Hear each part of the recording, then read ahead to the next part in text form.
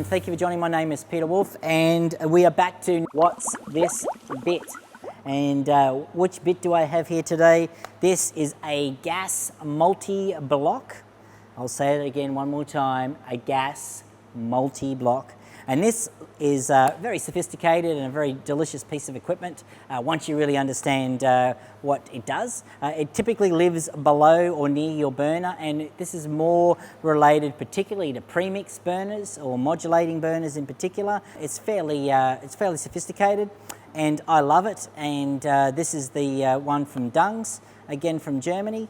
I guess the main things is to really sort of focus in on understanding its functions, and particularly this is a bit of a set and forget device, so you need to sort of be investing your time and energy with it when you have the gas fitter with you, when you're installing the roaster, because it's at that particular point you will be physically making adjustments to this valve that will allow not only the amount of gas pressure or gas intensity that you have going to the burner, also doing the mixture settings on it, whether you want to run a lean mixture or not. So that's all controlled from here. So there are really just three particular areas that I wanted to show you on the gas multi-block. The first one is over here, and this is basically the main gas setting. And this basically controls literally the amount of gas we're allowing through the valve. And we adjust this by adding a small little Allen key to that. So we can increase and decrease the amount of gas coming to the roaster. So one of the things that you may find, for example, if that you're roasting your coffee at 100% and you're finding that the times are taking too long, or you feel like the roaster's a little bit underpowered, assuming that we've checked that all of our air temperature and our airflow settings are right, so we've added the manometer to the air pressure switch, and that we've measured the minus 2.2 millibars, mentioned previously before in another vlog, then what you may need to do is just allow some more gas through the valve to give it a bit more power. Put your foot on the gas a little bit more, so to speak. Yep. The danger to that is that what happens is that we then change the pressure on the gas head.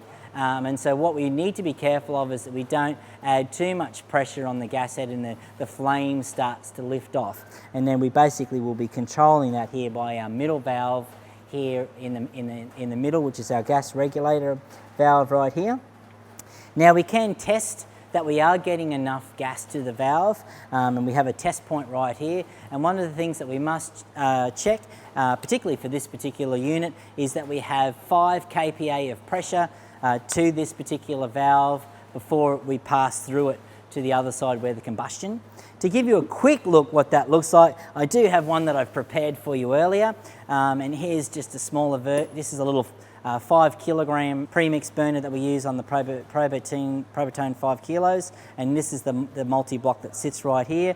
I have a gas pressure switch that lives here basically on the bottom as well, and this is here is also our ignition part as well.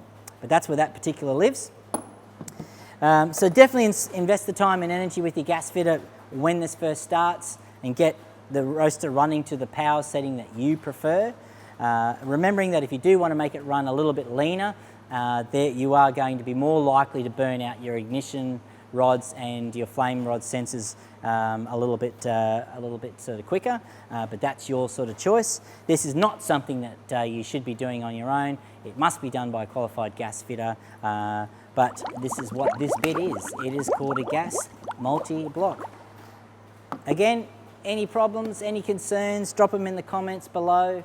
They do look slightly different from brand to brand, but if you do want us to name that bit, send a photo along as well, or if you can, or at least the model number, the brand and the model number, and we will name that bit for you. My name's Peter Wolff. Thank you for watching. Please hit the subscribe button. Thank you.